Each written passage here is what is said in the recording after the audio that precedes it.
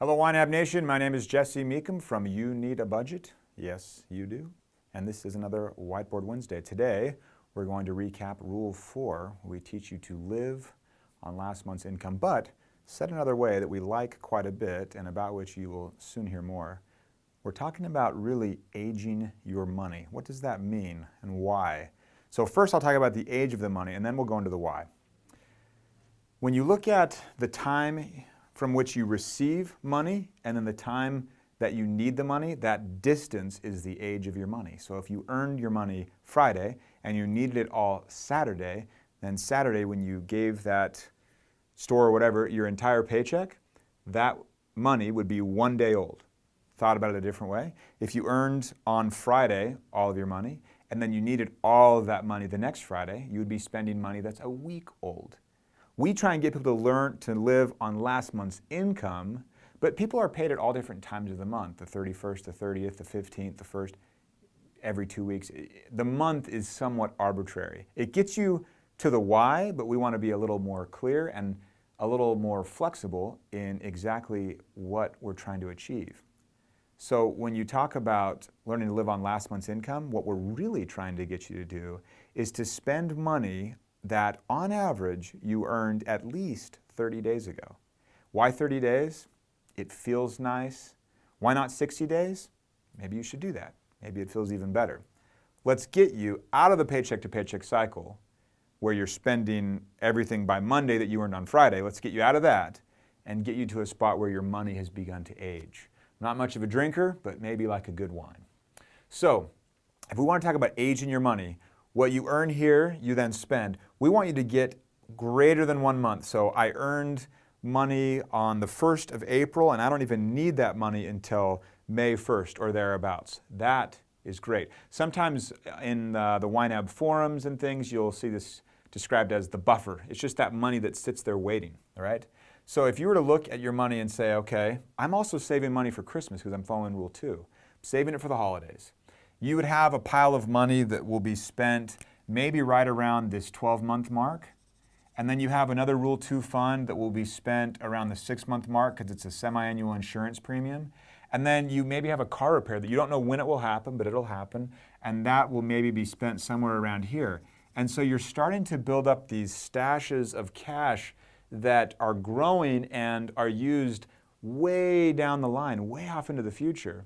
So when you finally spend that money that you've been, for the holidays, let's say, so every month you set aside some money, every month and that pile's getting bigger and bigger. When you get to that holiday time where you're going to start using the money, you will be spending money that is essentially, on average, 6 months old, because I took the average of when we started the funding and when we started to use those funds. Spending money that's about 6 months old. Luckily, software can do all these calculations for you, but where we want you to get mentally is, when did I earn this money and when will I need it? So when you're going to spend money, look at that and say, gosh, when did this money enter my life? An hour ago? That's pretty stressful. A year ago? That's not very stressful at all. 5 years ago, because you retired 5 years ago? Probably not very stressful. So I have a handy chart, because this is a Whiteboard Wednesday. Stress going up on the y-axis, and time elapsed between receiving money and needing money greater down here. So as the time between receiving money and needing the money grows greater, your stress decreases. And I didn't do it linearly because I liked the idea of hitting some sweet spot, probably 30 days. It's up to you though, it's personal, where the stress just plummets. And that brings us to the why. When you break yourself from the paycheck to paycheck cycle, your stress just drops. That's why I drew this bed.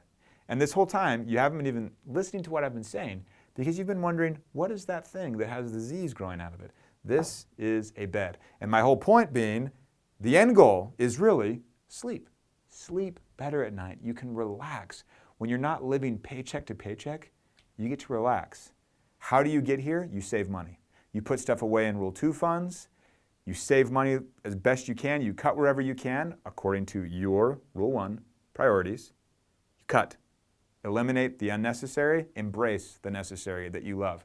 And your key points here, stress drops because our chart says so. as the distance, I'll say it one more time, as the distance between the time you bring in money and the time you need to get rid of that money, as that distance increases, that time elapsed increases, your stress drops.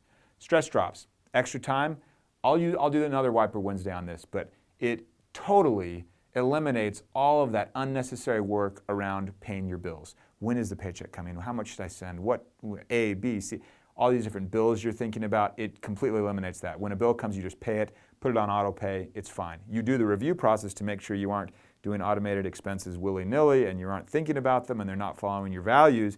You do that monthly budget and make sure those automated expenses are in line with your values. That's probably another episode as well. Ease goes up. Everything is easier when you're not running with your hair on fire financially, where your paychecks come in and you use them 30 days, 40 days, 50 days later. It feels fantastic. 80% of people, 8 out of 10, right? 4 out of 5, right? 80% of people do not do this. They live paycheck to paycheck. Some even live on the float, and you may be even living on the float and you don't realize it, where you earn money and then you pay off a credit card for spending that already happened. So you're earning money that you spent 30 days ago on average. That's totally flies against the age of money not being stressful because you're actually spending money before you even get it. That's rule 4, but it's described in a way that's maybe a little different because we haven't talked about this before. Age your money. Spend money that's old, and you will feel great about it. I'll see you next time.